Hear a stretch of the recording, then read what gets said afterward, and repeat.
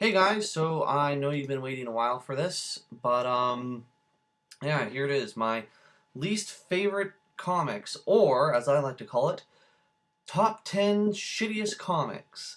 Uh, Not all of these are individual issues. Some of these are mini-series or series that have gone on. Others are just stupid ideas that have been brought into the DC or Marvel universe, or maybe even some of the lesser-known companies. So let's get started.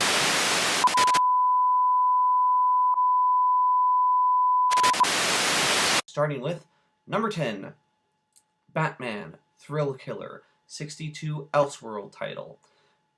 There wasn't really anything wrong with this issue per se. The biggest thing that I just didn't like about this was the art style. Man, the story was a bit slow at points. Oh, don't get me wrong, there were parts in the book where the story was fast-paced and very thrilling, but for the most part, yeah, it just wasn't really there. Nothing personal, Batman, but, well, they're just... art style wasn't really the best. Number 9, manga comics.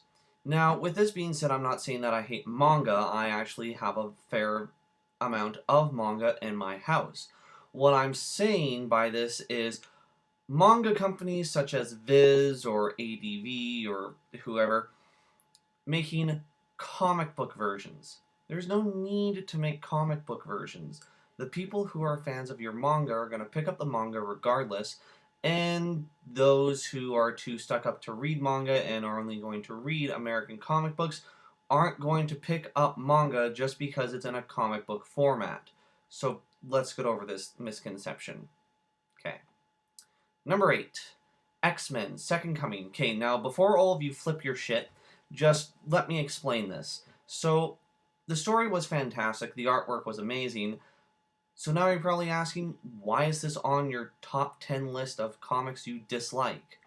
Well, that's because this was the death of one of my favorite X-Men characters, Nightcrawler, who is, from what I've been told anyways, going to be appearing in November in Amazing X-Men, and I definitely look forward to that. Other than that, yeah, not really anything I have against that aside from it killed off one of my favorite X-Men characters. If it wasn't for that, it wouldn't be on this list. Just so that we're clear. Number 7, Villains Month. Okay, aside from the fact that this event is completely fucking pointless, and I really do mean it is completely pointless, the books have been okay. At least the ones I've read, anyways. Who knows? Maybe there are ones that are simply amazing. I wouldn't know because, well, to be quite honest, I don't really care. There have been books that have been fairly good, like the Two-Face one, and then there are books that seem like was a really good idea, but then turned out really stupid, like the Earth 2 Solomon Grundy. Okay, just to kind of recap for those of you who did not watch my review on that, all they did was sing the nursery rhyme. I mean dead serious. That's all there was. There was a little bit of dialect between his parents and his girlfriend, but other than that, there really wasn't anything to write home about this issue. Number 6, all of the Marvel comics from the 90s.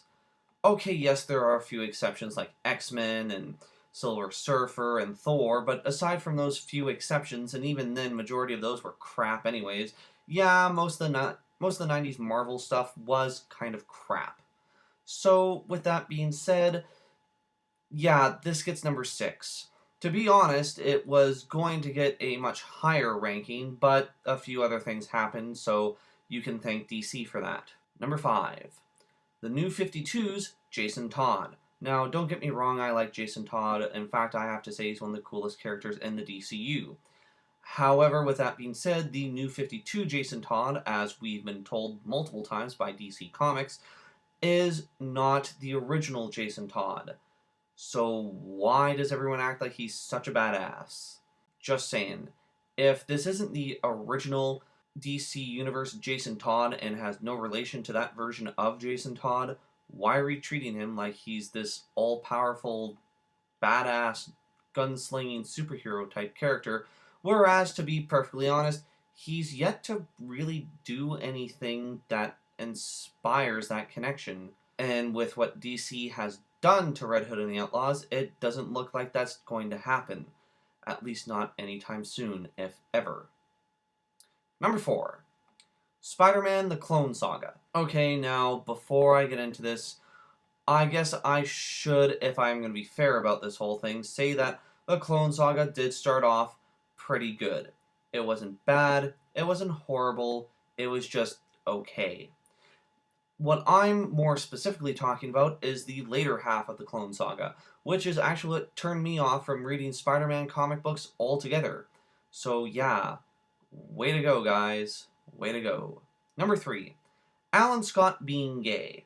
Okay, now before everyone rips my head off, just listen. First off, it was completely pointless to make this character gay, because by doing so, you've retconned 2 really awesome DC characters, Jade and Obsidian, which, if you don't know anything about those characters, chances are we'll probably be doing them either next season or maybe have them as an add-on sometime soon. But yeah, other than that, there's not really anything I can say. If you really want to know more, go look it up. Obsidian, I have to say, is probably the coolest out of the 2 siblings, but anyways, there's also the fact that this was made in response to Marvel having a gay marriage in one of their comic books. Don't ask me which one, I can't honestly remember, but yeah. And the fact that they made a press announcement about this. Okay, now, I'm not homosexual or bi or anything like that, but if I was, I'd be very, very offended by the fact that DC felt the need to make a press statement telling us that one of their characters is gay. Chances are we would have found out about it sooner or later, so what was the point? Number 2. Batman, Death of the Family. Not to be confused with Batman, A Death in the Family. No, this one I'm talking about from this year's previous event, Death of the Family, where we were all told, hey, someone's gonna die, and then they pussied out and didn't do anything, yet Damian Wayne, who everyone thought was going to die, still died in Batman Incorporated. So the point to this event was what exactly? Anyways, and finally, our number 1 spot, Red Hood and the Outlaws, issue 16. Very similar to Spider-Man, having started with its best issue, soon got to its worst issue. Red Hood and the Outlaws 16 was supposed to be its swan song to Death of the Family. However, considering the fact that Batman Death of the Family turned out, well, okay, I guess I can't really be too angry, but still, what the hell, guys? 15 was amazing, spectacular, and I still stand by what I originally said before about that issue, that if you are going to get into Red Hood and the Outlaws, that is definitely one you should pick up. Red Hood and the Outlaws issue 16 was crap, garbage, a flaming pile of shit, and, well, yeah, just overall not very likable. So, yeah, that's pretty much it. I guess that concludes my top 10 list of least favorite comic books. I'm CJ the Comic Book Guy, and, well, I'll catch you guys next time.